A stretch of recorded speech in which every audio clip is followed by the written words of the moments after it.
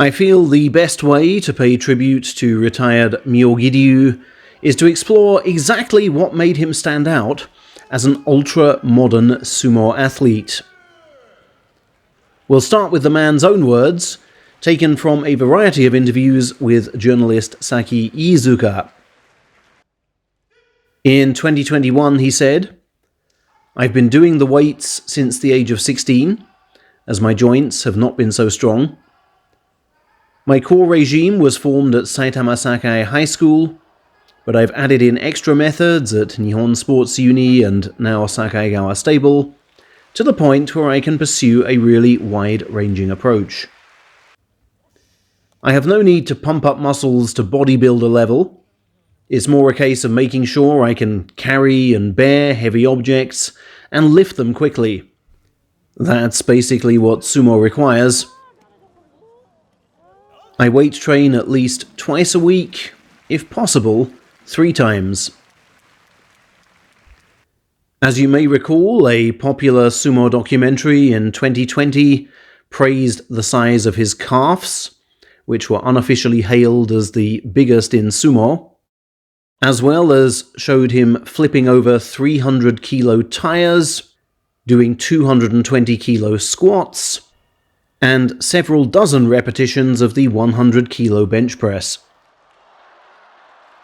In 2024, he added, "I haven't changed my weights regime greatly from my mid-20s. Even though I'm told my strength will decline with age, I can still lift the same weights. I would only say that, just the same as my practice bout count has dropped compared with a decade ago, so has the pace of my weight sessions. I don't work myself silly anymore. Achieving continuity is difficult, I admit, but I've always been thorough with the basics, which has kept me going in a good direction." On diet in the spring of 2024, he had this to say, "I balance the things I like with healthier foods, of course. I don't have a strict body weight target. I'm 155 kilos now, but I can still function 10 kilos either side of that. I pay great attention to muscle definition so I can easily see what's sagged. I can't do without my protein and amino acid drinks either. I get through a month's worth of protein shakes in about 4 days. Those are essential for my performance." He also received a ceremonial apron from a protein shake producer. Back in 2016, he had further said, "I try to eat mostly red meat, and so that the fat doesn't harden within my body, I take cool drinks with my meals. I drink protein every day to reduce fatigue and prevent muscle loss. That includes before, during, and after training. I also take supplements during training sessions."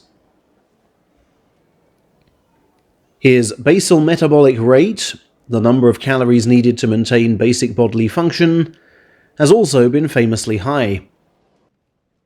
Whereas for men around 1,800 kilocalories might be considered normal, his was close to 3,000. "Even just by sleeping I could possibly drop grams here and there, so I have to make sure I've eaten properly before I go to bed," Myogiryu said with a laugh. "Time-wise, it's difficult though, as we eat our evening meal at 6, and then don't eat again until after training at 11 a.m. the next day."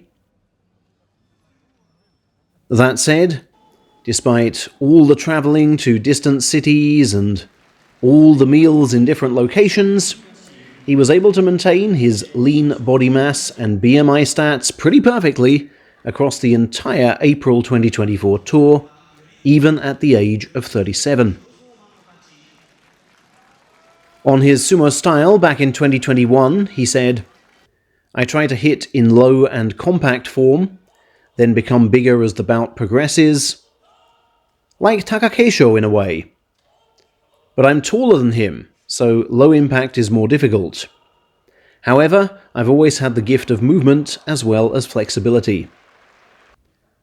Rather like the guy who never works out but is really awesome at arm wrestling." What I've not had is strong joints. My right knee has had 2 ops, my ankle's had an endoscopy too, hence I do the weights to insure myself against future problems there. He added in 2024, I've changed the way I use my body over the years.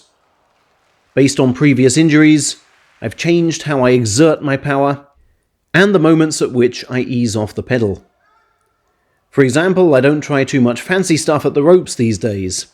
That's where you'll likely get injured if your body tightens up. It's a sixth sense that only sumo wrestlers have, I feel, but it sharpens with age, shall we say. Back in 2015, after overpowering Yokozuna Kakuryu with a rock-solid left arm block, he said, "I'm focused on linear rather than lateral attacks now. If I do my knees in again, I'm finished. So that's where my gym work is focused.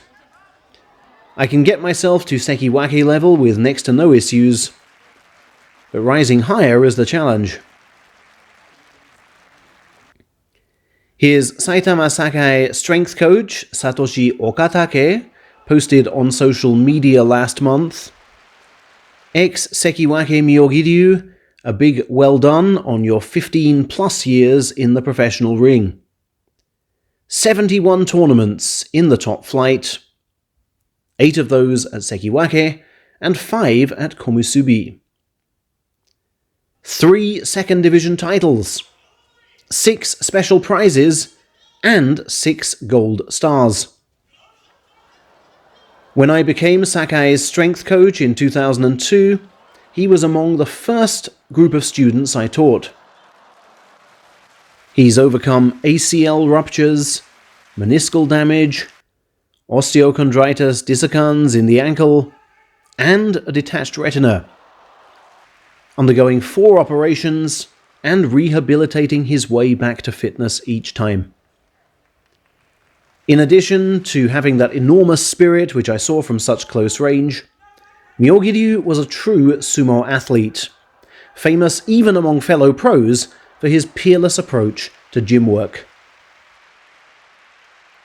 And Tatsuya Yamada, an amateur wrestler turned Michelin-starred chef who is the twin brother of Saitama Sakai's sumo director, posted, "Yesterday, Myogiryu texted me to say he was going to retire. I first met him in his junior high school days. Although he went to a rival school, he took to me personally and joined my sumo dojo at the age of 14. Honestly, he was not a great fighter at that time, but my brother soon straightened him out at Saitama Sakai. As a pro, he busted his knees and detached his retina, but showed his worth to the end." The widespread hope in the sumo world is that Myogiryu, as coach Furiwake, trains up sumo athletes just like him.